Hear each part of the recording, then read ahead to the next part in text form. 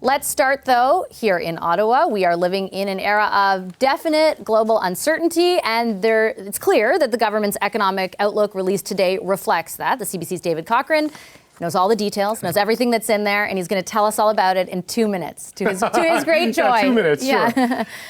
Lay out for people watching right now what they need to know. Okay, so let's start with the two scenarios that were spelled out in sort of like the gradual slowing of the Canadian economy and then what they're calling a soft recession. And let's just put the numbers on the screen to walk you through what the finance minister laid out today. The soft landing, which is what the government is predicting, sees GDP slowing to 0.7% on an annualized basis. The jobless rate increasing to 6.1%, up from historic lows of about 5.4, 5.5% right now. And the deficit actually dropping by about $17 billion to 36 and change. The hard landing, which is where they're talking about a slow and shallow recession, will see the economy contract next year by 0.9%. The unemployment rate would average about 6.6%, but peak at like 6.9% towards the end of the year, and the deficit way up at $49.1 billion. What's interesting, Vashi, that in the budget, they gave us three scenarios: a good scenario, the baseline scenario, and the bad scenario. There's no good scenario in this. There's only the baseline and worse. So they see no potential upside here. But while they do think, why they think the recession will be shallow and slow here is for three basic reasons. One, the labor market's still pretty good in Canada, 5.4, 5.5%, even going into the sixes, lower than 7. It's not the catastrophes we've seen in the past. There's still a lot of savings from the COVID era, $175 billion in people's bank accounts, so there's still be money in the economy. And the fundamentals of the Canadian economy, two pillars of it will stay high: energy and oil prices and food prices. That's good for the economy at a macro level. That's rough for Canadians on an everyday level who spend money gassing up the car, heating their home, and filling their plate. So while it'll keep the economy from going too deep into recession,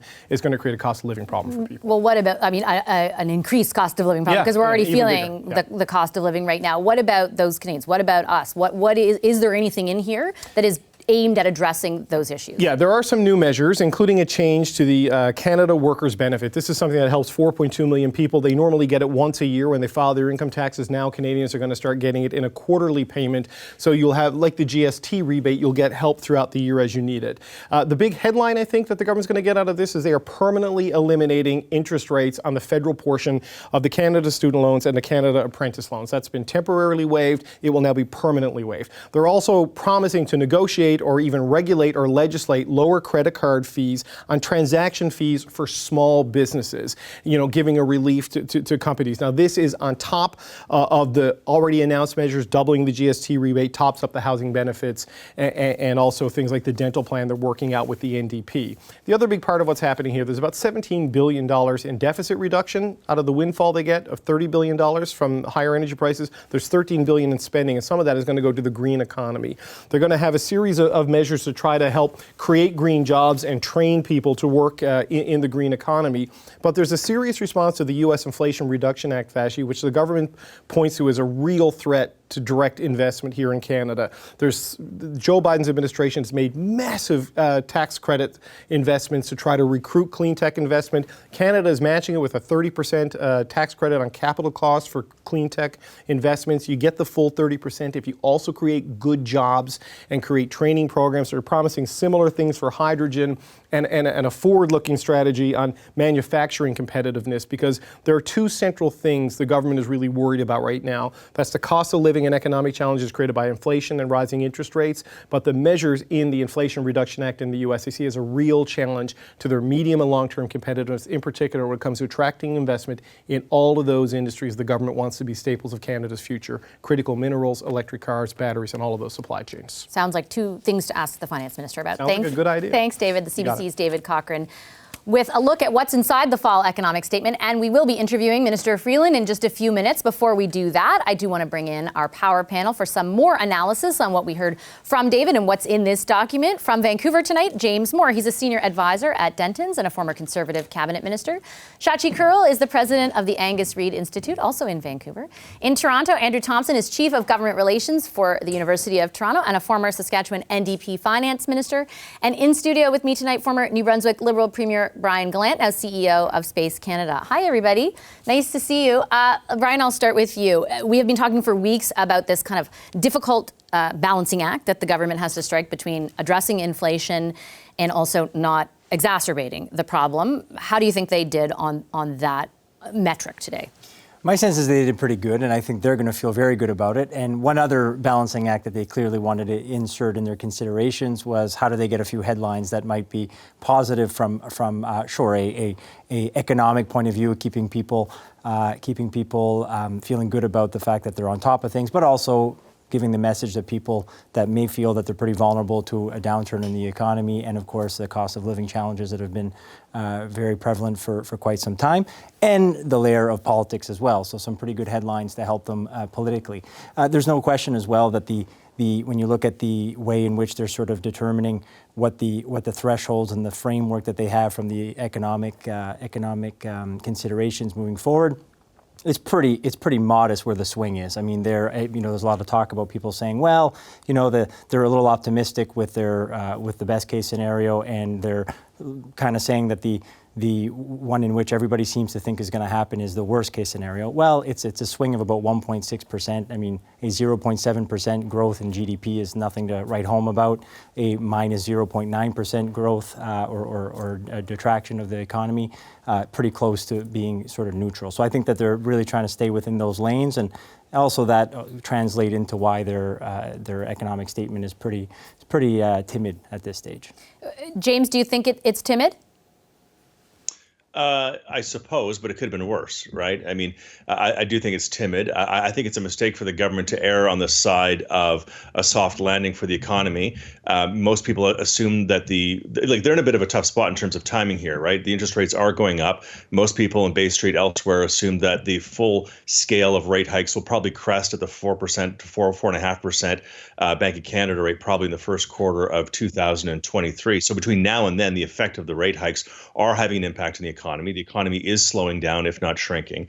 And, the government comes in on top of that. They could wear some of the blame, whereas right now there seems to be a nice bullseye in the chest of the Bank of Canada because of both Pierre Poilievre and because of Jagmeet Singh and because of, frankly, what the bank has done over the past year and a half. So I think the overall economic statement was pretty timid. And I also say I think they clearly borrowed ideas. The idea of student debt relief was cribbed from Joe Biden because of the political success that they think they've seen with that policy. And the second is the corporate share buyback tax, which doesn't come into place until January 1st of 24. So any company that's in the position to take a greater position with their share buybacks can do so throughout 2023. So that'll basically have no effect. And the American one comes in place in 2023. So those are two items that are clearly cribbed from the United States. That'll have very little impact whatsoever. But the government's in a tough spot because the rate hikes are having their impact, and they risk getting even more blame for recessionary pressures in the slowing economy if they did more than they did today. Andrew, we've been talking for a long time about that tough spot. What is your read on whether or not this document meets that moment? I think that they've got the balance generally right, but this is very much a technocrat's kind of a budget. This is, I think, going to be a real challenge to sell in terms of what it's overall trying to do. But the components of it seem about right. It is good that they are bringing in the student loan interest reduction. That was something they've promised in previous campaigns. It's good to see that brought forward. There's other targeted measures. They're building on the commitments that they made in order to secure the NDP support. So a lot of the pieces that are affecting those people that are feeling the inflationary crunch most are, I think, already in place. And so that's a job that's largely been accomplished. It doesn't help those of us who are feeling the pressure because of rising grocery rates if you're in the middle class, or those who are really seeing a tremendous impact right now on your mortgage costs or your rental costs that are going up because of bank lending rates. So that piece, I think, is a mixed message in terms of how they're going to sell the this prudent but targeted approach versus something that still leaves the opposition with lots to chew on in terms of why they haven't moved forward, either with better measures or frankly with other revenue measures. The revenue measures that are in this don't address the windfall corporate profits that we're seeing driving profit push inflation right now.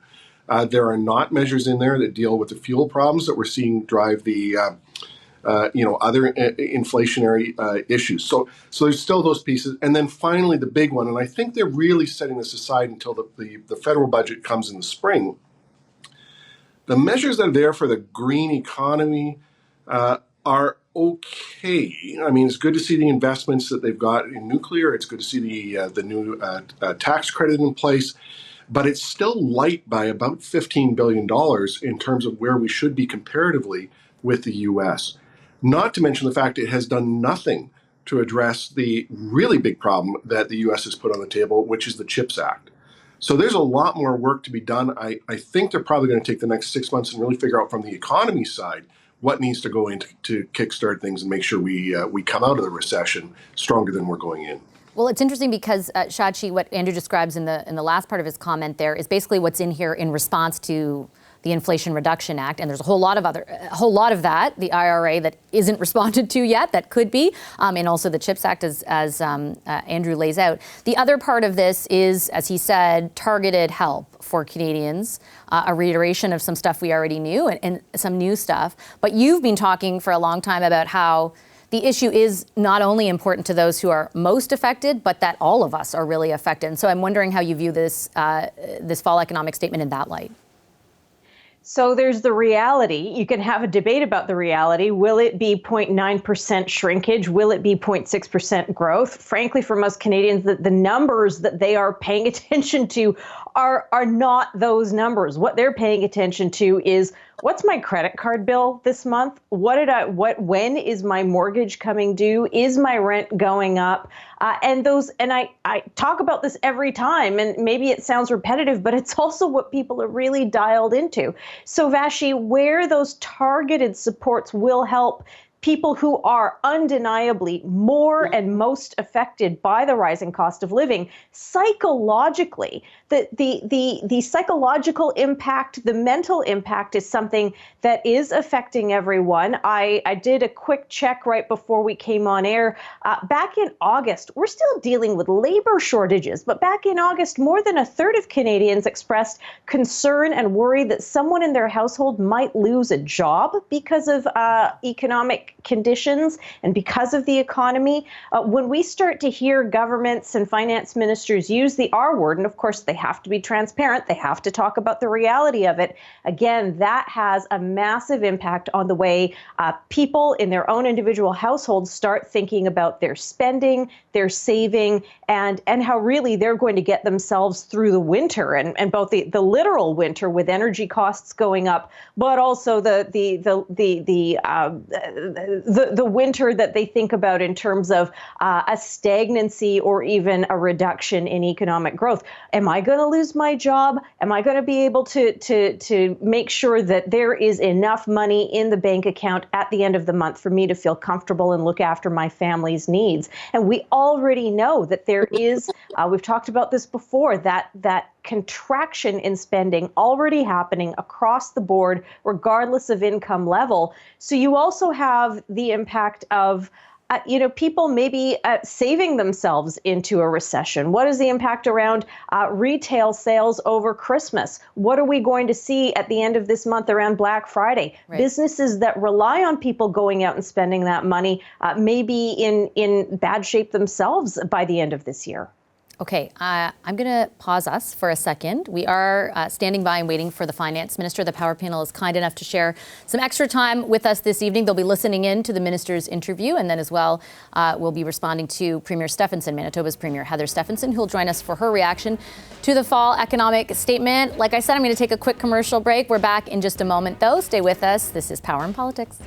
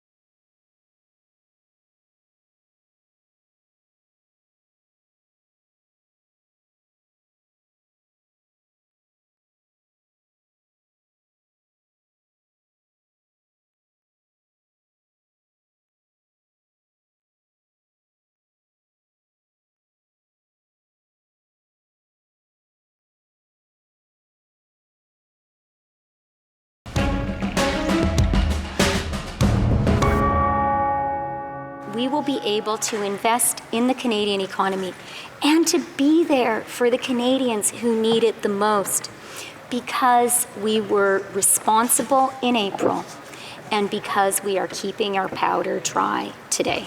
Conservatives will stand for the common people, their paychecks, their homes, their savings, and we will vote against this inflationary scheme. For Canadians who were told again and again that the Prime Minister was going to have their backs, in this fall economic statement, he's actually turned their backs. And so we're going to continue fighting to make sure Canadians are a priority. Welcome back to Power and Politics. You were just listening to some of the reaction, the political reaction to the government's fall economic statement. You heard there from the Conservative leader, Pierre Poilievre, as well as the leader of the New Democrats, Jagmeet Singh. The Power panel also listening in to that and the economic statement this afternoon. They're here to help us understand some of that political reaction. James Moore, Shachi Kurl, Andrew Thompson, and Brian Gallant. Andrew, I'll start with you. How tricky a spot is we've been talking about the tricky spot the government's in. How tricky a spot is the NDP in? They have a laundry list of things that they wanted the government to do. They've agreed to keep it in power, keep the Liberals in power.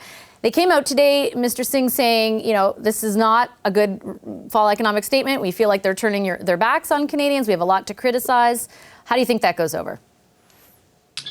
Well, the NDP has made some significant gains over the last several months in terms of hammering home this message about corporate profits and the problem with the pricing regime. They've also had a lot of success in being able to claim credit where the targeted measures have been going to help ordinary Canadians. The struggle they've got is they have yet to articulate a coherent message about how to grow the economy going forward, which becomes even more difficult as they head into a recession. And they're really going to have to think about what to do this time. Their election platform this last election shied away from a real discussion about what they thought should happen on interest rates. It shied away from the bolder commitments they'd made in previous elections about moving towards the green economy. And they really have not articulated a pretty clear vision about what's needed to kickstart that growth that everyone recognizes is going to have to be there as we come out of the recession. So it's a mixed bag for them. I think they've probably gotten about as much as they can right now out of the push for more spending. They're going to have to start to come forward with real solutions that address the concerns of ordinary Canadians, both in terms of the mortgage pressures and in terms of what is happening on economic growth. It's interesting, James, because the one kind of point of commonality between the Conservatives and the NDP is their criticism of the government for not offering some sort of broad-based relief. The Conservatives want it in the form of a suspension of the carbon tax for home heating, and the NDP wants it in the form of a suspension of the GST, and both were critical of the government for not doing something like that today. The government turns around and says, well, that would only add to inflation. What do you think of the lines of critique that have emerged so far? It was an odd strategic choice, I think, for the government not to have some emphasis on home heating in particular as a source of relief. They doubled down in the final part of Minister Freeland's presentation about the government's commitment to climate change. I mean, it's clear that Prime Minister Trudeau wants that to be the first thing that people talk about him when they talk about the legacy of his time in office are his efforts on climate change. They doubled down on that again today with their emphasis. But you would think that they might counterbalance that with a recognition that we are now, we get our first frost warning for next week here in Vancouver. Upper levels, higher elevations are expecting snow next week here in the Lower Mainland. So with winter coming, home heating costs going up and more in the rest of the country than here in BC, that you would think that they would have some recognition on that front. And I think that was missing entirely. So in that sense, I think a little bit tone deaf. And equally, I think if they did do that, I think it would show a little bit of the fact that this is a temporary, moment here, this economic update. It's not the full budget, that there is still time for them to think about this going forward. As far as the New Democrats go, all of their leverage and all of their power is parliamentary. When you look at every bit of public opinion research that exists, New Democrats are the least trusted party federally out there when it comes to economic affairs. And they're third in the polls. They've hit a ceiling of about 20 points. They don't look like to have any significant traction. On the ground, organizational New Democrats are going to be focused on supporting Rachel Notley in her efforts in Alberta next spring, focusing on David Eby and shoring him up against the new BC Liberal Party and their new leader out in British Columbia. So and as far as the capacity of New Democrats to get something done, it's all on the parliamentary side. So as Andrew points out, they're going to have to be very careful in the next little while, lest they run entirely out of steam and then go back out into the streets and face the electorate with not much capacity in terms of being able to fight an election campaign with any real gusto. Shachi, your perspective on that, because I think from what I remember reading in your polls and many others, there's a trust issue, but while they may suffer from a challenge there, the leader is pretty well liked compared to other political leaders, but it hasn't necessarily translated into more broad-based support for the party. And then if you could also give us some perspective on where the government and the Conservatives sit in there too. Right. So basically everything James said. So he took all my material. Thanks, Mr. Moore. But more than that, I would say that to your point, Vashi, look, being popular does not buy you a cup of coffee. It does not buy you an added size to your caucus. Elizabeth May over the years was Canada's most popular federal politician, hands down by far. And we saw what that did or frankly didn't do for the Green caucus over several years. So popularity is one of those things where, yeah, you're first in someone's heart, but are you first on the ballot? And so for Jagmeet Singh, this continues to be problematic. And we know history never rewards that third party that props up a confidence and supply agreement or a minority parliament or a coalition, whatever it ends up being. Rarely does the junior partner ever come back out onto the hustings and say, hey, we helped get you all this stuff. We got you the dental stuff. We got you the stuff on expanded benefits for employees. We did this. We did this. You should really vote for us again. It's like, well, why would we do that? We'll just vote for the government that implemented these things. Thanks for the good ideas. In terms of Pierre Poilievre and the Conservatives, you know, this goes in a couple of different ways. First of all, the government can very much, the Liberals can very much at this stage say, look, Mr. Poilievre, it's time for you to actually come up with some ideas. If you don't like what we're doing, if you think we're so terrible, what you got? And that does continue to be something that is a bit of an undercurrent of fragility or vulnerability for these Conservatives because they are so focused on reacting, but reacting really effectively to what government is doing. So now the vernacular today out of the opposition leader is common people, right? It's language that is very accessible and approachable. Because who among us, regardless of our household income or regardless of our relative wealth or what's sitting in the bank, thinks that they are uncommon? When we poll people and say, do you think you're rich? All but the actual super rich say that they're not rich. And so it's one of those things where everyone thinks that they're average. Everyone thinks they're middle class. And when you are a political communicator that focuses on those catchphrases and buzzwords, you're going to approach and really connect with a wide swath of people who think they're all in that same boat, regardless of whether they are or not. Brian, when you're looking at the various opposition critiques of the economic statement, I think it's fair to say that the Conservatives have, throughout the leadership campaign of Pierre Poilievre, been laser-like focused on the cost of living. Does what happened today do anything to the resonance of the arguments they've been making? Well, you're absolutely right. He's been laser focused, and I think Poilievre's been smart to do so. It's smart for a few reasons. Number one, it sort of brings in an economic argument. It brings in kind of social programs. It brings in really what people are feeling every single day. So for that reason, it's a good political move. A second reason, it's a real issue for sure. That should probably be number one. And then the third thing is because we forget the inflation went up drastically over the last little while. If it goes back to 2% per year or under 2%. Which would be wonderful. We now have a new baseline. So the 2% is growing on what the new baseline is. So this is going to be a thing that really is a challenge for Canadians for quite some time. So it's actually smart of him to realize that it's not even just an issue right now. It's been obviously an issue for months, but not something that's going to sort of dissipate very easily moving forward. There may be other issues that come up, but this is going to certainly be in the background, or at least, at the very least, and probably at the forefront of people's minds over the next few months and going into whenever the next election would be.